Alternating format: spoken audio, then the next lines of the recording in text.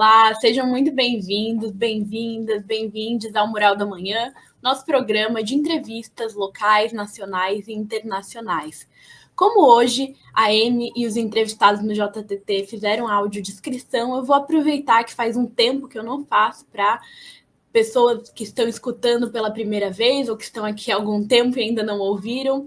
Eu sou a Sofia Andrade, sou uma mulher branca, tenho um cabelo cacheado, castanho claro. Atrás de mim tem uma bandeira do povo saharaui, a última colônia em África, uma luta que é muito uma luta irmã à Palestina, inclusive a bandeira é muito parecida, então é uma bandeira da República Árabe Democrática Saharaui. Tem também um quadrinho da luta das abuelas, da Praça de Maio, em Buenos Aires, na Argentina. Eu estou com uma blusa vermelha, brincos compridos e acho que é isso. Não, acho que não foi a melhor das audiodescrições, mas ao longo dos dias eu posso ir incluindo novos elementos nessa audiodescrição. Sejam muito bem-vindos, peguem aí sua água, seu café, seu chá e nos acompanhem no Mural da Manhã de hoje, que a gente vai falar sobre o gênero do trabalho operário. E para isso eu recebo aqui a Thaís Lapa. Muito bem-vinda, Thaís. Muito obrigada, Sofia. É uma alegria estar aqui com vocês no Portal Desacato, principalmente para falar do livro e também de outros assuntos, né? Então, é uma alegria poder partilhar algumas das reflexões. Estou acompanhada aqui, tem companhia felina comigo. E vou aproveitar, então, também para fazer a minha descrição. Eu sou uma mulher branca, de cabelos castanhos, de tamanho médio, no momento lisos, mas às vezes ondulados. Ao meu fundo, eu estou de óculos e um fone, um headphone, e ao meu fundo temos livros, né, prateleiras de livros e também um quadro de xadrez, do qual gosto muito, porque é um xadrez um pouco diferente, não são os peões à frente das peças, né, dos reis, rainhas e afins, mas são todos os peões alinhados do mesmo lado. Então já dá um pouco de tom sobre temas relacionados a trabalho, que é uma das áreas que eu pesquiso. Acho que, não sei se também foi, né, estou com uma blusa amarela, esqueci de dizer. Não sei se também foi a descrição mais completa, né, e suficiente, mas é isso. Para ter uma noção de quem é, de como se parece Thaís Lapa. E a Thaís, além disso, é professora do Departamento de Sociologia e Ciência Política da UFSC, é coordenadora do Laboratório de Sociologia do Trabalho, o LASTRO, e também é presidenta da ABET, que é a Associação Brasileira de Estudos do Trabalho. E também é a nova colunista da coluna Elabora, que vai ter início na semana que vem na programação do JTT, no Jornal dos Trabalhadores e Trabalhadoras. Então, quero te dar as boas-vindas e aproveitar para que nessa primeira pergunta você fale para a gente um pouco sobre a sua trajetória, sobre a sua formação, atuação profissional e os seus estudos no mundo do trabalho, antes de a gente entrar no tema do livro. Sim, obrigada, então, Sofia, por essa pergunta generosa, né? É um pouco difícil falar de trajetória, mas, né, eu acho que tem uma... Eu digo difícil porque eu me sinto tendo vivido muitas vidas, né? Assim, atualmente eu estou em Florianópolis, sou professora universitária da Universidade Federal de Santa Catarina, mas originalmente sou de São Paulo, né? Do estado de São Paulo, mais especificamente de São Bernardo do Campo, e desenvolvi uma parte da minha trajetória profissional e né, a minha vida pessoal, afetiva, toda lá na região do ABC Paulista, e aí os meus estudos... comecei, né, na verdade, a ter inclinação para querer estudar temas relacionados a trabalho, gênero, desde a minha formação, né, na área de ciências sociais, né, eu sou graduada em ciências sociais na Fundação Santo André, né, uma faculdade municipal que é lá da região do ABC Paulista, que inclusive era uma região, acho que todo mundo sabe, né, ou se não sabe, né, é interessante salientar que é uma região onde tem, né, uma das maiores concentrações de indústria ainda hoje, né, no Brasil, mas que a gente tem um legado, né, não só de concentração de indústria, mas de lutas operárias do nosso país. E aí, dentro desse processo, né, de interesses, né, que eu tive por pesquisar esses temas, né, não só nessa área universitária, né, por formação nas ciências sociais, mas também, né, por questões relacionadas à militância. Então, né, desde nova, já era do movimento estudantil, desde a faculdade, e também participei, né, de organizações políticas, do movimento feminista, e aí, né, eu acho que foram essas múltiplas participações que foram me tensionando até, né, o interesse de querer fazer pesquisas nessa área de trabalho, de gênero. Então, depois que eu me formei, eu fiquei um tempo trabalhando em outras áreas, né, essas coisas trabalhos que a gente faz para pagar as contas, mas voltei depois, né, para voltar a fazer pesquisas, e aí uma delas, né, essa que é que dá o título para o livro, né, que agradeço, né, pelo convite e a possibilidade de falar dele, né, o gênero do trabalho operário já foi a minha pesquisa de doutorado, né, então, antes dessa pesquisa, fiz uma pesquisa de mestrado que também foi sobre esse tema trabalho e gênero na indústria, e aí o gênero do trabalho operário foi uma continuidade e um aprofundamento, né, desses estudos. E aí, no caso da pesquisa anterior, né, eu só falo isso por conta de contexto e também porque tem uma linha de continuidade. No caso da pesquisa anterior, né, não tem uma publicação em livro, mas ela está disponível. Eu fiz o mestrado na USP, né, no programa de Sociologia, que, enfim, acho que em termos de trajetória também é importante salientar, assim, sou uma estudante e uma moça, né, filha da classe trabalhadora, não foi, né, uma trajetória natural para mim entrar na Universidade de São Paulo, uma das universidades tanto mais prestigiada como também, né, mais difíceis de se entrar, né, então foi um processo, né, de bastante esforços e dificuldades, né, assim, né, de estar numa universidade como essa, mas foi um processo de muito aprendizado, e fiz, né, nesse processo do mestrado, uma pesquisa que no início era para ser sobre a Samsung. Agora eu falo nomes, né, na época eu não falava nome das empresas, mas é a Samsung. E acabou sendo uma pesquisa sobre a Samsung e a LG como duas indústrias eletroeletrônicas que são, né, as plantas principais delas são instaladas no interior de São Paulo. Então, eu fiz campo de pesquisa, fiz muitas entrevistas, né, e movendo teorias relacionadas às relações de classe, relações de gênero, para pensar, né, a posição das mulheres nesses espaços de trabalho industriais, né, tendo também uma intenção de revelar outros lugares onde as mulheres se inserem que não são necessariamente aqueles lugares de recorrência, né, de piores empregos, precarizados, informais, né, me despertou interesse porque era justamente na época que essas vagas estavam sendo abertas, né, num volume maior para esses empregos industriais, principalmente contratando mulheres, então me despertou esse interesse.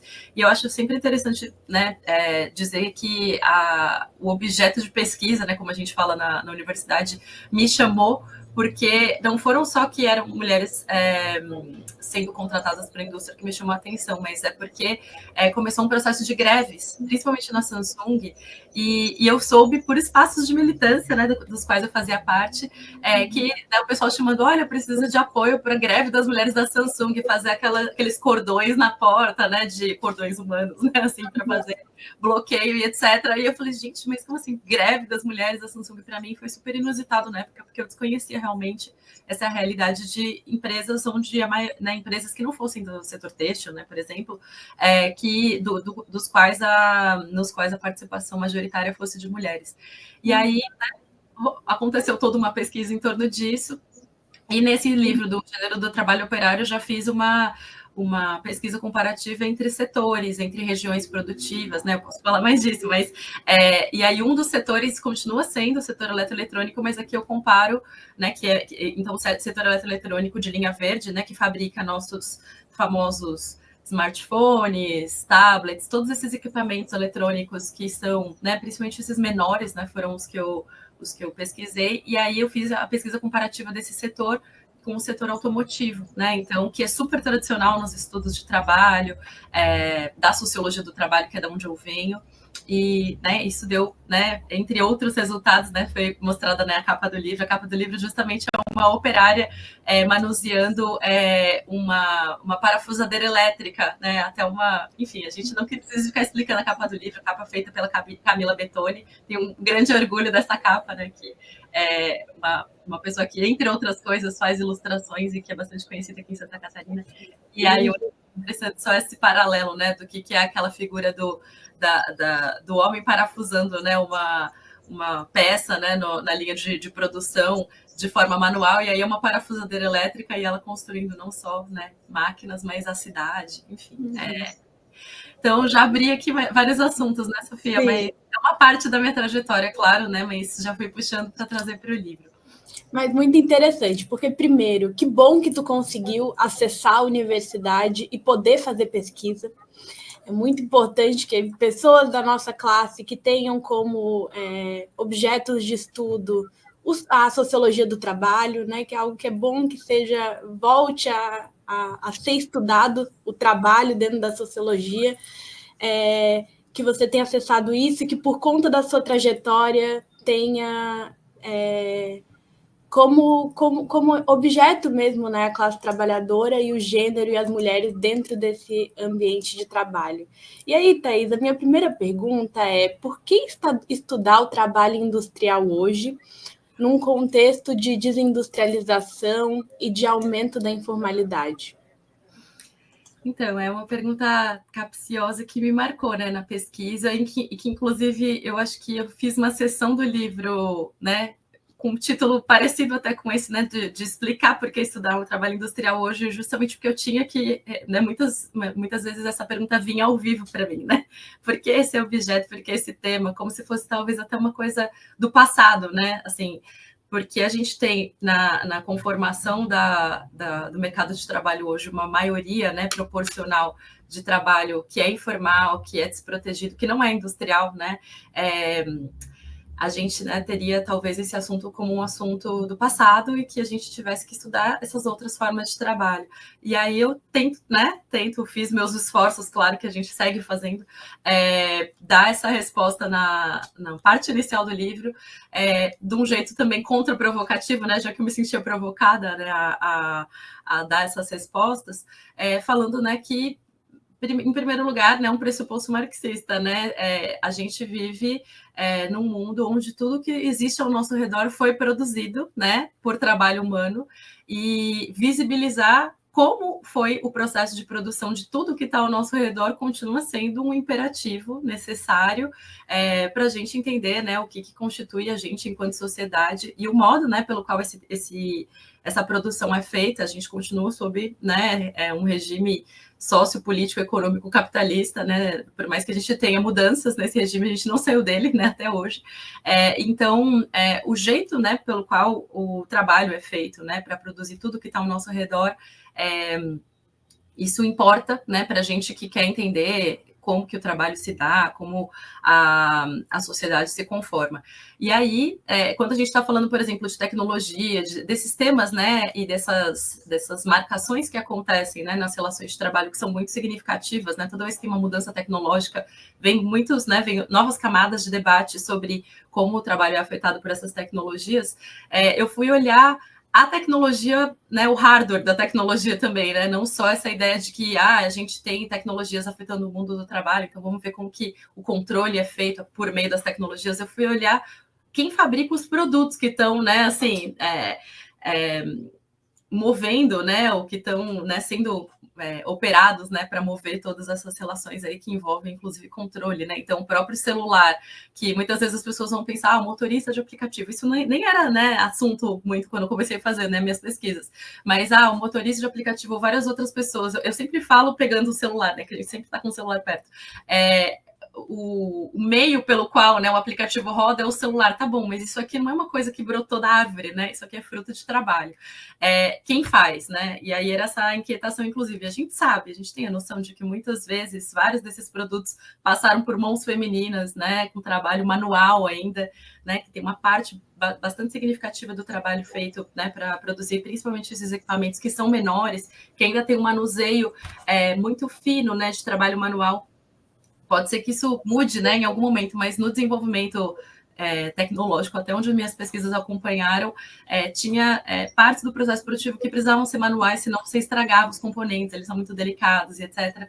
E aí tinha essa associação, né, de, olha, coisas que fui descobrindo, né, ao longo da pesquisa, entre o que é entendido como uma capacidade feminina de trabalhar, de ter delicadeza, paciência, acuidade visual, e essa coisa do não excesso de força, que às vezes força parece que absoluta, né, como um requisito positivo, né, muitas vezes era associada, né, quem tivesse força demais para fazer operações tão delicadas, né, num celular, tinha a tendência de estragar mais os componentes. Então, como isso é uma questão prejudicial para esse tipo de processo de trabalho, né? É uma das justificativas, pelo menos, que eles, empregadores, colocavam para fazer essa contratação predominante de mulheres. Mas, enfim, tem o pressuposto material da vida, né? De como as coisas são produzidas e o modo de produção que contém exploração. E aí a gente entender esses mecanismos de exploração que continuam acontecendo, por mais que a gente não fale tanto de indústria, a indústria está aí, né? E a indústria não é tão... acho que só para fechar essa ideia de desindustrialização, a indústria talvez não seja tão... não tenha perdido tanto essa potência como às vezes se alega, né? E uma das coisas que eu sustento e quero continuar sustentando, tem gente que concorda comigo, né? A gente tem um pequeno time, né, de pessoas, pesquisadoras, que tentam jogar, né, pelo menos essa provocação de que muitas operações que antes eram industriais foram externalizadas, né? Hoje em dia são consideradas do setor de serviços, mas são serviços que são prestados na indústria, né? Todo esse processo que a gente teve de quebra, né, do que era realizado de um processo produtivo todo no mesmo lugar, no mesmo espaço físico, aquelas fábricas imensas, né, dos anos 30, 40, 50, né, as primeiras fábricas que a gente foi tendo no Brasil. A gente não tem mais essa concentração enorme de todas as operações sendo feitas no mesmo lugar, né, que a gente chama de trabalho industrial, mas uma série de serviços que são feitos de forma externalizada e que uma parte deles passou a ser chamada de serviços. Tem uma questão aí que a gente, não é porque mudou o nome, que a gente desassociou aquela operação como parte do processo produtivo industrial, né? Então, tanto isso no território, dentro do mesmo país, como as cadeias de fornecimento internacionais. Então, né, a gente move muita coisa para entender uma unidade de produção de um produto específico, a gente move fios, né, que permitem a gente olhar território e regiões dentro do mesmo país, né? Essas relações entre setores, essas relações do país com os países, né, do exterior. E aí, né, nessa conversa toda, eu acho que eu tenho, né, assim, essa segurança de dizer que é muito importante a gente continuar estudando a indústria.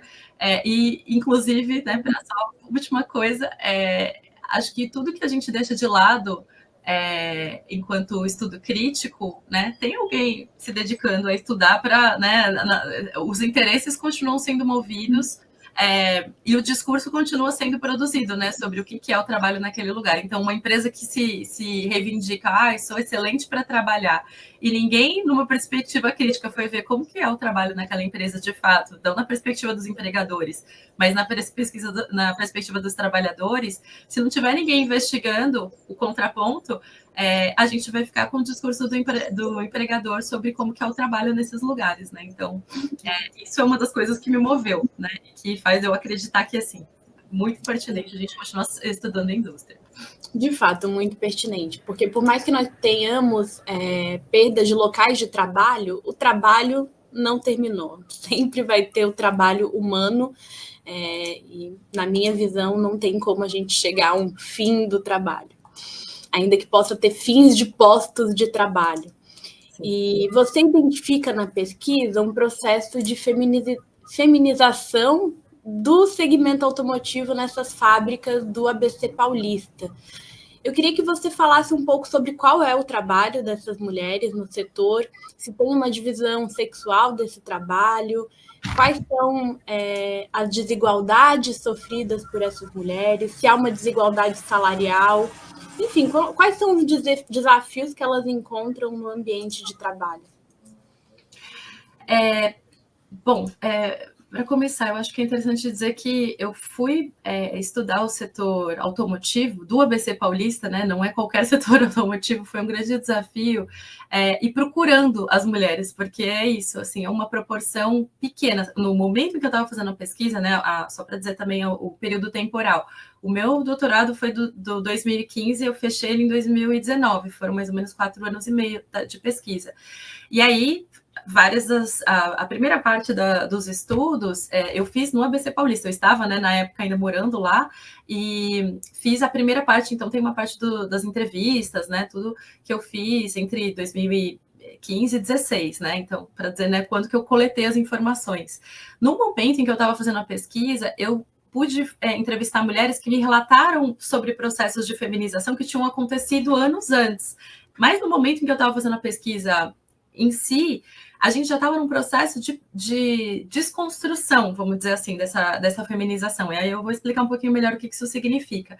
Então, elas, né, uma parte das mulheres que eu entrevistei no primeiro momento eram as dirigentes sindicais do sindicato, tanto quem, né, integrasse a diretoria máxima, né, como elas têm, né, outros órgãos, né, assim, o sindicato representativo eram 2 sindicatos, na verdade, né, porque eu agora eu também digo nomes de empresa, né, eu fiz a pesquisa sobre Ford, Volkswagen e GM, e aí elas ficavam, né, territorialmente Ford,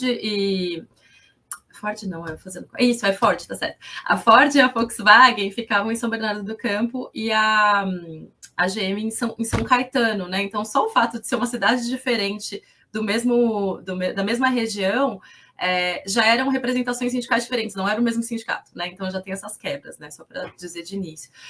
E aí, isso faz diferença até na proporção de mulheres, né? Nessas empresas onde, né, eu fiz as entrevistas com as dirigentes que eram, né, das empresas de São Bernardo, são grandes montadoras, elas tinham tido um processo, uma bagagem, uma trajetória de lutas, né, para a inserção de mulheres nos espaços produtivos, para a inserção de mulheres nos próprios espaços sindicais, né, porque isso também é uma das coisas que permite que elas consigam fazer certas reivindicações num lugar, né, de alguma proteção, né? Porque quem vai fazer luta dentro do local de trabalho muitas vezes está ali ameaçado, né? Se sentindo ameaçado de perder o emprego, né? Você adquire, né, uma certa proteção e estabilidade quando você se insere numa luta coletiva, né? Dentro de um órgão como um sindicato.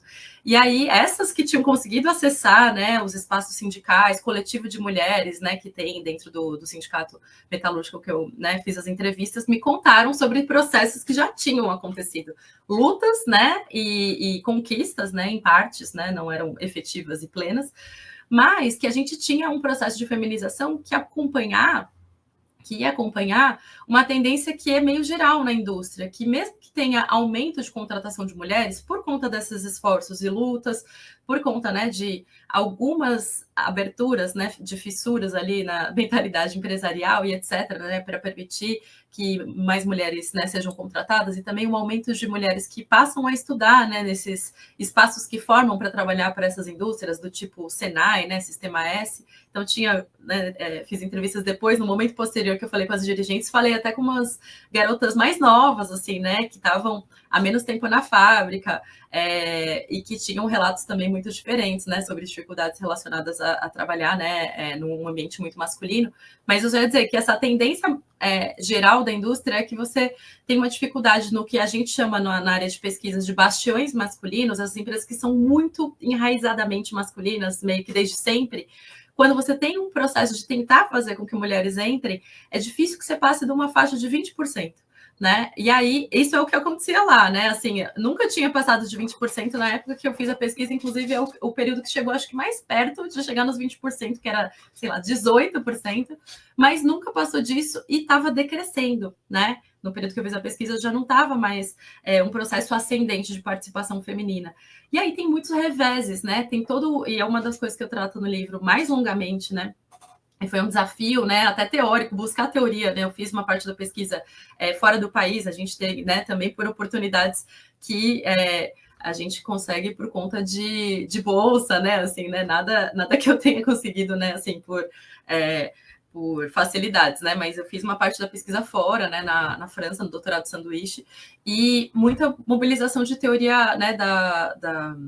Do feminismo materialista francês, que tem essa conversa mais próxima, né, dos temas de trabalho e de gênero, e aí para pensar o que é um assunto que eu chamei de mixidade, né? Quando a gente passa a ter um espaço que ele era praticamente sem mulheres, né? Sem mulheres, né? De 0 mulheres, para ter uma participação, mesmo que parcial, né? E limitada, de mulheres dentro desse espaço que é um bastião masculino, a gente sai do espaço de segregação para o espaço de discriminação, porque quando elas estão lá dentro, elas vão enfrentar toda a hostilidade de quem não queria que elas estivessem lá dentro, não está acostumado, né, a conviver com mulheres e nem está muito interessado com isso, né, uma parte, pelo menos, né, dos homens.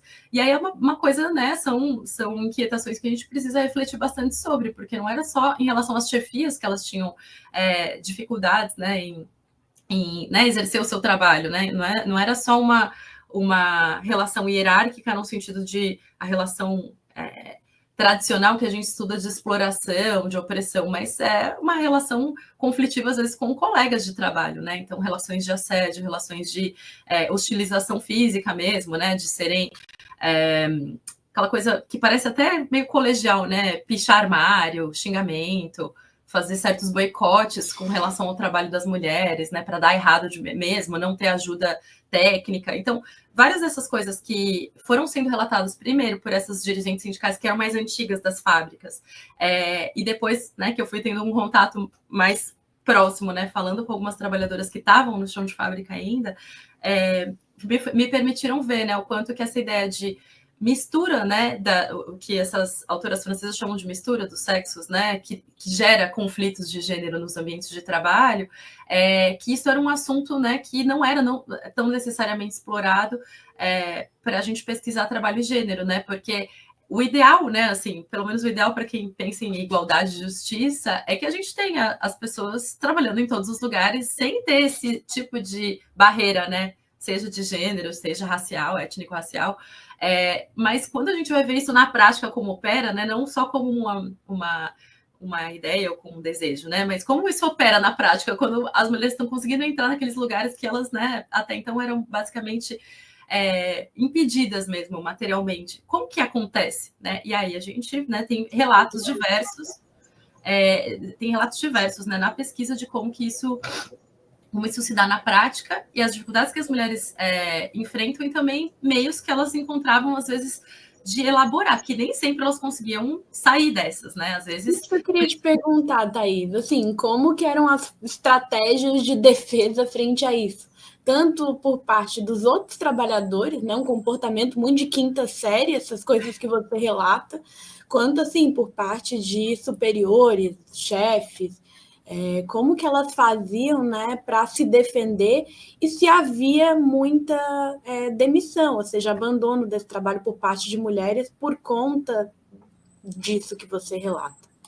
Então, essa é uma parte que é triste, né, assim, da pesquisa, porque eu estava num momento, assim, animado. Quando eu comecei a fazer a pesquisa, descobri que tinha coletivos de mulheres, coletivos de gênero nos sindicatos metalúrgicos, que isso também tinha no setor eletroeletrônico, né, do interior de São Paulo, e produzindo materiais, cartilhas. Eu achei que, assim, estava, né, um debate super ascendente, que, assim, só ganhos, o horizonte só de ganhos, né, e nesse horizonte de igualdade de gêneros, de participação equitativa, etc., mulheres nos sindicatos. E aí, assim, a gente se depara com uma realidade que não é tão bonita quanto a aparência, né? Porque as mulheres estavam justamente batalhando, né? Essas que ainda estavam nos sindicatos, essas ainda que estavam nos coletivos, no momento que eu estava fazendo a pesquisa, a gente estava num processo conjuntural, né? Isso é uma das coisas que eu não situei tanto, de crise, né? A gente começou a ter justamente no país, e aí não era nem especificamente só nesse setor industrial metalúrgico, né? Em outros também, um processo de crise, de demissões, de aumento de uma série de políticas que haviam sido feitas, né? Políticas, inclusive, industriais, aí era período do governo Dilma, né? A gente tinha tido uma série de políticas industriais que consistiam, né, em partes de você ter certos incentivos para que as empresas, desonerações, né, incentivos para que as empresas industriais, entre outras coisas, continuassem produzindo e continuassem contratando, né, mantendo os empregos.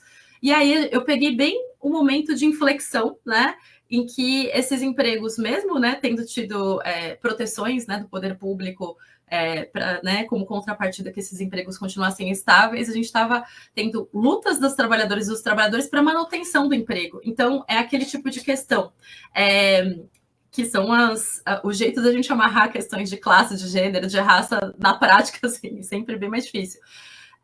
Quando o assunto olha, eu tenho que manter o emprego, né? Aí é como se fosse, tá bom, depois a gente resolve a questão das mulheres. Primeiro a gente tem que ver assim se a gente não vai ser demitido. E aí a pauta, né, do que estava sendo reivindicado especificamente no momento que eu estava fazendo a pesquisa, olha, não queremos perder o emprego, estava tendo ou layoffs, né, que é uma das coisas que eu pesquisei, que era, né, como se fosse uma prévia do desemprego, né, quando você fica com um contrato suspenso e às vezes continuam pagando seu salário, mas você está em casa, mas aí é como se você recebesse um cartão amarelo, né, assim, olha, você já está numa lista de se precisar demitir vai ser você. E aí eu via, né, que ou as demissões já aconteciam diretamente por conta por mulheres, isso relatos das trabalhadoras me dizendo, né, as dirigentes sindicais, ou elas eram demitidas primeiro, porque aí tinha esse critério de você não a provedora da família, né? Então, aí os critérios para você tirar mulheres de um local de trabalho que é entendido como masculino, não só porque é o trabalho, entendido como braçal e etc., da atividade, mas assim, aquele é um tipo de emprego para um pai de família, né? E aí, na hora de você tirar uma pessoa do local de trabalho, você tem, sei lá, em termos de experiência, capacidade técnica, tem um homem e uma mulher numa posição equilibrada, aí você fala, de quem que eu vou tirar o emprego? Não vou tirar do pai de família. Mas como se a mulher não fosse mãe de família, como se as mulheres não fossem, inclusive, né, muitas vezes a única ou a principal provedora, né, do espaço familiar. E aí, assim, estou falando dos problemas porque os problemas eram muito grandes, né, para as potencialidades de resistência. Então, muitas vezes as mulheres não tinham, né, escapatória. Elas eram as colocadas em layoff, elas eram as colocadas nessas situações, né, prioritárias de demissão, e parte delas, né, claro, se envolvia, né, se engajava nessas lutas por manutenção de emprego, mas quando se trata, né, dessa combinação do que era esse poder, né, do capital, né, de querer manter suas taxas de lucro, então agora não vou mais fazer manutenção de emprego, vou enxugar, né, postos de trabalho, etc. Combinada com essas questões que são do cotidiano fabril, né, de discriminação, de assédio, né? Muitas mulheres, às vezes, a saída era, né, realmente a saída, a porta de saída, né? De você sair do emprego, você desiste, né? Então, é muito complicado. As mulheres que eu entrevistava, aí eu ficava, né, no mestrado, quando eu terminei a pesquisa, eu fui lá falar alguma coisa sobre as mulheres que são guerreiras, né, cotidianas, e aí depois me deu esse, né, hoje em dia se fala mais disso criticamente, na época que eu terminei lá a pesquisa do mestrado para entrar no doutorado, lá 2014, 2015, já faz 10 anos. A gente não tinha, né, essa percepção tão crítica, porque eu ficava pensando, gente, a gente podia pensar num horizonte onde as mulheres não precisassem ficar sendo tão guerreiras assim, né, porque são lutas contra tudo e contra todos, né, e além de tudo, você tem o que uma das entrevistadas, né, essa era de uma empresa do interior paulista, ela usou numa resposta dela uma metáfora que eu achei tão excelente, né, para explicar o que é a vida delas, né, para quem quer lutar, né, para quem vive, né, todas essas batalhas cotidianas e não, né, a persistência, né, ainda não tinha sido vencida pela desistência e pelo cansaço, né? Essas que queriam continuar lutando, participar dos espaços de organização coletiva, ela falava, olha, para a mulher é todo um processo de uma fábrica paralela, né? Porque você tem que construir todas as suas condições para estar presente num espaço de, uma assembleia, num fim de semana, quem vai ficar com o meu filho, quem vai fazer o almoço, né? Você tem que organizar um outro processo de trabalho, que é o doméstico, para você dar conta de estar nesse terceiro espaço, né, que é o espaço da política, para além dos espaços, né, de trabalho fabril propriamente e no espaço de trabalho doméstico. Então, é uma dificuldade, né, que isso que eu estava dizendo, né, a gente está falando de indústria e de empregos que são protegidos por direitos trabalhistas, são empregos formais, e são sindicatos entendidos como os mais fortes, os mais estruturados, né, que a gente tem. Dentro desses, aí isso também era uma inquietação, né? Mesmo dentro desses espaços onde são os sindicatos mais estruturados, olha o tanto de camadas que as mulheres têm para fazer essa combinação de esforços, né? Para tentar se manter naqueles espaços. Então, né, acho que eu misturei também vários pontos, porque essa, assim, acho que a Sofia não... O livro foi mostrado, mas eu não mostrei a lateral, né? Assim, esse é o meu todo marcado, mas ele é um enorme livro, né? Então tem muito assunto, né? Fui passando aqui por vários... para contar um pouquinho, né? Sim, eu achei muito, muito bom. Primeiro, sobre o que tu fala, né? Das dificuldades, duplas, triplas dificuldades em relação aos homens para as mulheres se organizarem, né? Primeiro, porque é muito difícil, tem as questões subjetivas que dificultam de falar, de estar nesses espaços de participação política, e toda essa mecânica que precisa ser feita para poder encontrar um espaço no dia para estar ali, né? Depois da tripla jornada de trabalho. E eu queria que você falasse, e aí sobre esse livro gigante, né? Depois eu posso mostrar aqui o índice, né? Que tem todos os pontos que você traz, que eu acho que você toca em diversos, tanto da interiorização da dominação e exploração, como são suportadas as condições de trabalho. O emprego é bom, mas o trabalho, achei muito bom os tópicos também, e até a parte da luta, da manifestação, dos coletivos em defesa das pautas de gênero. E aí eu queria tratar um pouco disso, sobre como que é essa organização, se ela é através dos sindicatos, se ela é através desses coletivos que você traz, como que elas se organizam nesses espaços e quais que são as principais pautas que apareceram. Sofia, essa parte é uma parte muito interessante, né? Assim, como eu disse, isso me moveu muito, né? Assim, me animou quando eu descobri que esses coletivos existiam. E como eu venho do movimento feminista, eu tinha um interesse específico, né, e especial em entender o que eram esses coletivos e como eles funcionavam, essa questão justamente das pautas e etc.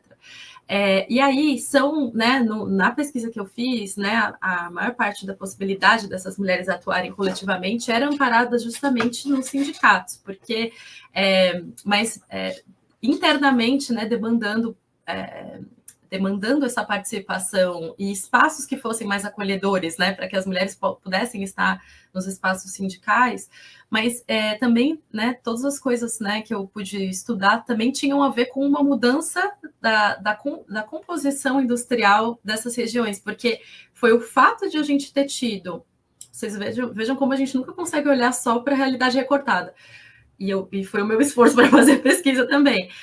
O fato da gente ter tido certas, que foram contraditórias, mas foram políticas industriais para a gente ter o recebimento da instalação dessas empresas nessas regiões, né, do interior de São Paulo, por exemplo, para fazer alguma parte do processo produtivo que não era feita no Brasil, né? Então, por exemplo, uma parte de produção de iPhone era feita lá, a Foxconn, Flextronics, que são empresas que a gente nem chama... a gente não conhece um celular que se chama Flextronics, né? Porque são as montadoras que fazem, né, os serviços para os celulares que a gente conhece pela marca XYZ.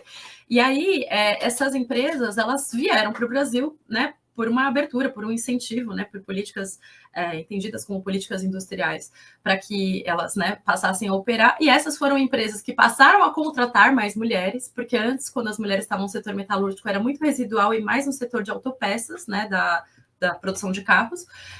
E aí, com o aumento proporcional das mulheres no setor metalúrgico por causa do setor eletroeletrônico, isso tensionou os sindicatos a terem, né, a acolherem mais, né, a pauta né, do que acontece no local de trabalho, né, quando as mulheres estão lá dentro, né, inclusive ajudou a visibilizar as condições de trabalho daquelas mulheres que às vezes são a única no setor, né, que isso quando você é a única num setor, e isso eu digo também a universidade, né, que é onde eu trabalho, eu falo isso para os estudantes, é muito difícil você ser a única num curso, né, eu já fui, né, eu falo disso, eu tenho essa experiência para tratar, né, quando estou falando com as estudantes que são dos cursos de exatas, que às vezes eu já fui uma estudante de exatas, né, eu fui de um curso de engenharia da computação, né, numa turma de 70 alunos, que eu era uma das 3 garotas, né, antes de ir para ciências sociais, essa parte eu não contei na minha trajetória inicial. E aí, assim, eu sei o quanto é que é difícil, né? Você quer, na verdade, às vezes até mais parecer com os rapazes do que reivindicar alguma coisa enquanto mulher, porque você não quer ficar parecendo que você é menos, né? Assim, eu tô passando por uma situação porque eu sou mulher. Parece que você que tá falhando em algo, né?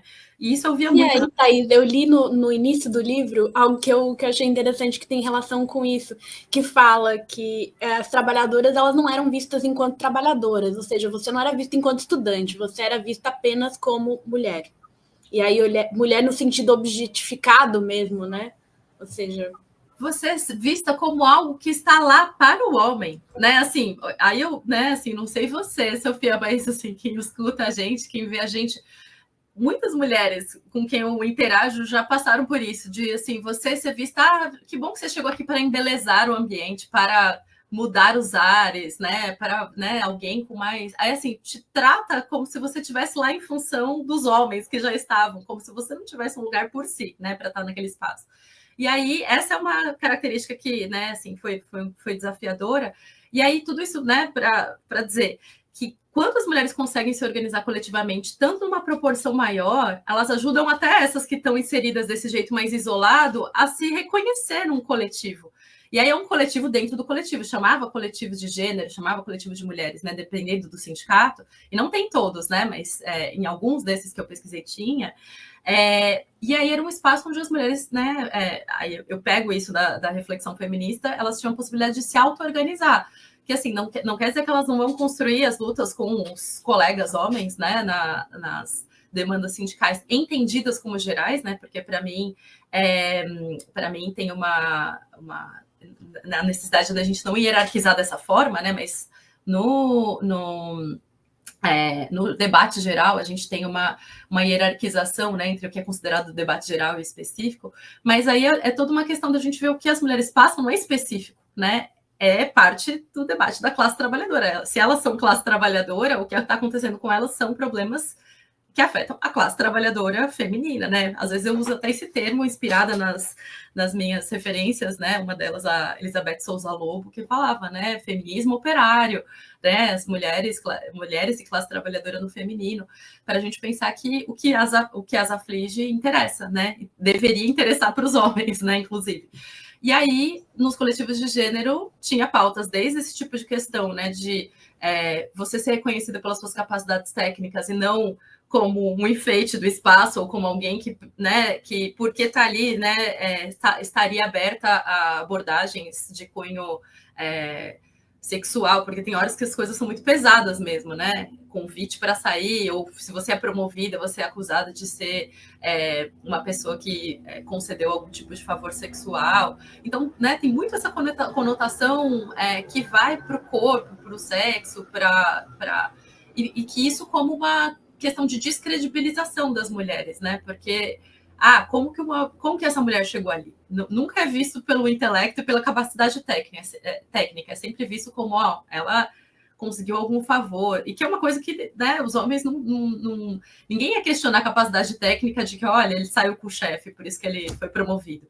Então, é uma coisa que acho que nem todo mundo talvez tenha essa dimensão de que as mulheres elas têm essas camadas. E aí, quando tinha, né, eu preciso dizer que eram empresas que a maior parte, embora eu não tenha feito esse critério racial na discussão, a gente não via, né, proporcionalmente tantas pessoas negras como pessoas brancas, né? Assim, a maior parte das pessoas que eu entrevistei mesmo, né, eram pessoas brancas, mas tinha pessoas negras também. E quando, né, eu falava com pessoas negras, aí vinha essa combinação, né, da discriminação de gênero com a racial.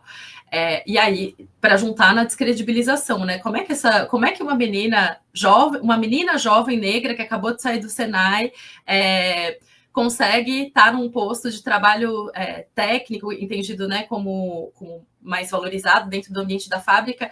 Aí é aquela coisa do ressentimento masculino, que hoje em dia também está sendo muito mais discutida, né? Que para alguns homens é difícil ver mulheres em posição de igualdade a eles, né? Você quer a igualdade longe de você, mas não sentindo que ela está ali do seu lado e que a pessoa pode talvez ser melhor que você, né? Simples assim.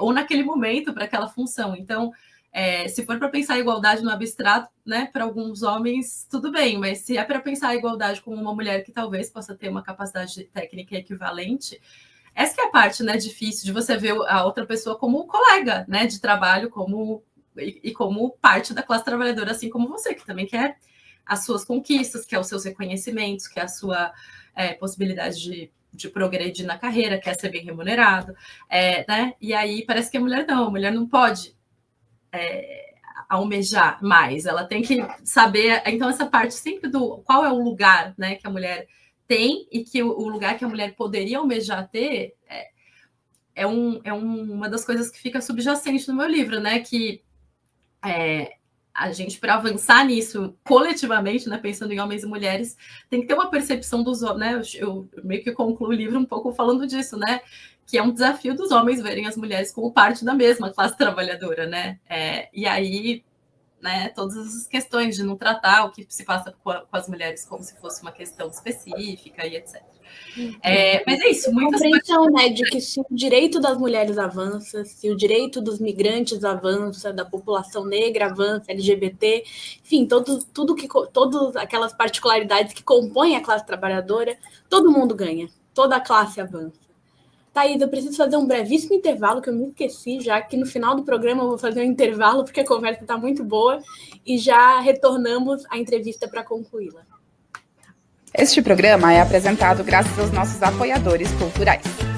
Sintraceb, FESESC, Sindisaúde Santa Catarina, Sinjusc, Sinergia, Sintracem, Sinasef, Seção Sindical IPSC, Sindiprev Santa Catarina, Sintesp, Stiel. Seja um apoiador cultural. Ligue para 499-8808-5438.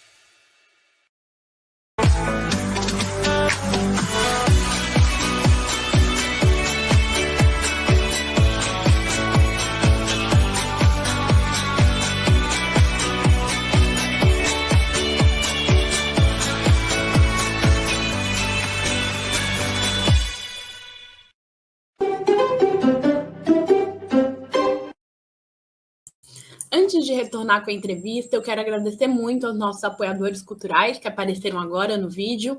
Graças ao apoio de vocês que a gente consegue realizar o nosso trabalho aqui todos os dias, na programação da Manhã com Dignidade, na programação noturna da Noite Livre do Portal Desacato, nas nossas redes sociais com informações e também no nosso site desacato.info.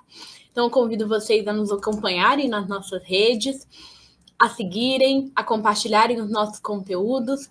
E se você faz parte de uma entidade que teria interesse de fazer uma parceria com o Portal Desacato, entre em contato com a gente, o nosso número está aí na tela, é o 48988077742. Mas se você nos escuta, nos assiste, nos lê no desacato.info e gostaria de apoiar o nosso trabalho, você pode fazer um Pix em desacato.contribua.pix@gmail.com. Você pode se tornar um membro do nosso canal no YouTube.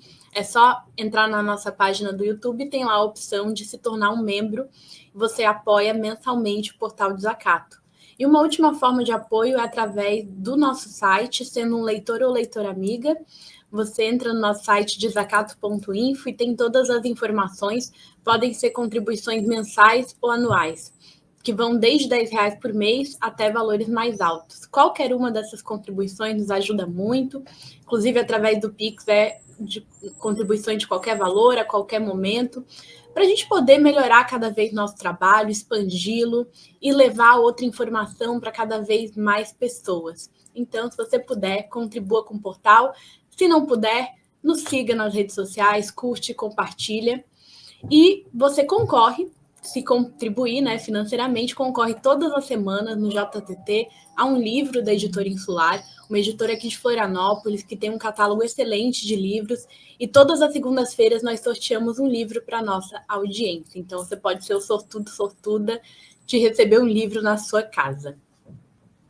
Quero também aproveitar que nós estamos anunciando novos colunistas. A Thaís inicia na semana que vem, mas não só a Thaís inicia na semana que vem. Também teremos a nova colunista Vanessa Brasil. Na próxima terça-feira, inicia a Vanessa com a sua coluna Tempo Roubado. A Vanessa faz parte da coordenação estadual do Movimento VAT, que é o Movimento Vida Além do Trabalho. Ela já foi entrevistada aqui por mim no Mural da Manhã e agora vai incorporar o quadro de colunistas do JTT. E também teremos Ingrid Tupinambá, que é uma mulher indígena e que vai ter sua coluna sobre questões indígenas que vai se chamar Contra-Colonizando e começa também na semana que vem, na quinta-feira, se eu não me engano. Então, semana que vem, nós teremos 3 novas colunistas, Thaís Lapa, Ingrid Tupinambá e Vanessa Brasil, no quadro de colunistas do JTT. Fico muito feliz de anunciar. E Raul confirma aqui para mim que a Ingrid é na quinta-feira, sim. Então, segunda, terça e quinta com novos colunistas, acompanhem. E vou aproveitar para colocar aqui a vinheta da coluna Elabora, da Thaís Lapa.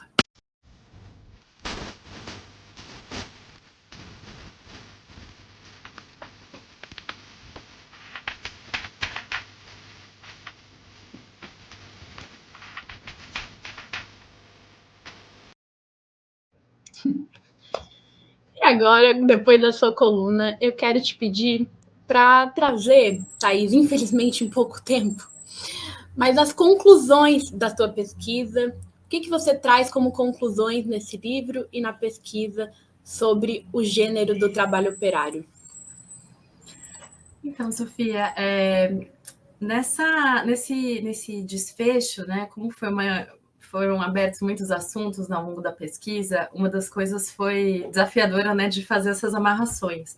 Mas como eu tinha um horizonte de situar, né, o que estava acontecendo no local de trabalho, com o que eu chamei, né, de um realinhamento neoliberal, comparando os setores, né, vendo o que é a dinâmica de um setor em relação a outro, e tudo isso marcado por relações de gênero, pela divisão sexual do trabalho, né, nas conclusões eu fui, desde essa parte mais macro, né, analisar o que tinha sido, de fato, né, o que a gente poderia, né, colocar como ponto crítico de o que tinha sido, de fato, efetivo daquelas políticas industriais que fizeram, né, tantos incentivos e abriram, né, margem para que as empresas fizessem, né, a sua instalação no Brasil dessas fábricas, mas olha que condições de trabalho que as pessoas estavam sendo submetidas, né? Então, tinha toda uma questão de um descompromisso, né? Assim, um dos pontos críticos que eu coloquei, e que isso é uma das coisas que eu acho muito válidas, né? Hoje, né? Literalmente hoje, de que a gente tem que olhar criticamente para essas políticas que têm uma certa expectativa de que a burguesia tem compromisso com interesses nacionais, projetos nacionais de desenvolvimento, né, para benefício da população geral, né? Infelizmente, isso foi aparentemente uma aposta, né, do que se chamava de projetos neodesenvolvimentistas na época, de você apostar de que você fazendo, né, criando um cenário favorável para o desenvolvimento econômico, né, as empresas iriam investir, as empresas iriam, né, contratar, fazer manutenção de emprego, né? E aí daí para melhor, né? Do tipo, se você já tem um emprego, né? A condição de você barganhar para que esse emprego tenha uma condição melhor. Até, né? Fiquei muito feliz que uma das colunistas novas será a Vanessa, né? Estou muito honrada, não só de estar com vocês aqui no Portal do Zacato, mas, né, de também partilhar o espaço. Obrigada, Raul. Raul mandou boas-vindas aqui, obrigada pelo convite. E aí, esse tipo de avanço, né? De olha, se você já está no emprego, você poder barganhar por uma condição melhor, por exemplo, diminuir a jornada, né? Melhorar intensidade, né? Diminuir a intensidade do trabalho, etc. E aí, só que isso na época do desenvolvimento da pesquisa foi o que eu vi que não, né, pôde acontecer por conta de em partes, né, uma certa confiança, né, de que a burguesia ia fazer sua parte, né? Então, eu acho que isso é um dos pontos que eu gostaria de salientar para a gente também ver que quando a gente está analisando empresas que têm maioria feminina ou masculina, não se trata exclusivamente de falar do gênero. O gênero está no título do livro, mas ele é é como se fosse um fio condutor por meio do qual eu trato de muitos assuntos, né? Como isso, desenvolvimento nacional a partir da indústria, possibilidade de a gente gerar empregos que não sejam só industriais, mas que ajudem a melhorar a economia e os salários de outros setores. E tudo que a gente, né, teve, não que eu acho que tenha sido uma aposta errada, a gente tentar ter desenvolvimento industrial. É importante que a gente tenha isso em termos de que a gente tem possibilidade maior de autonomia enquanto país. A gente não tem que ficar importando tudo, pagando caro. A gente ter produção nacional é importante, mas, né, o modo da gente fazer isso, talvez, né, tivesse que ter certas revisões, né, e inclusive cobrança das empresas, que eu disse que é uma coisa que eu acho que é importante discutir hoje, porque isso está começando a ser feito, né, em alguma medida, né, mesmo que de forma lenta, de olhar para o que as empresas dão de contrapartida quando elas recebem incentivo, desoneração, perdões de dívida e etc. Né? Se a gente deve qualquer coisa no banco, já tem alguém lá indo cobrar, mas as empresas, né, assim, tem muita generosidade do poder público em geral, e aí elas precisam da contrapartida, né, para a população. E aí isso é uma reflexão mais macro. Outra coisa que eu acho que é importante dizer, né? Me diga do tempo, Sofia, não fique, né? Não tenha problemas que eu estou vendo aqui. Mas eu só ia dizer uma coisa que é muito do agora, né? Assim, a gente do agora e do que a gente passou da pandemia também. Depois que eu terminei a pesquisa, esse monte de instabilizações estavam acontecendo, botar a gente em layoff, trocar de setor, né? Várias coisas que eu descrevo no livro.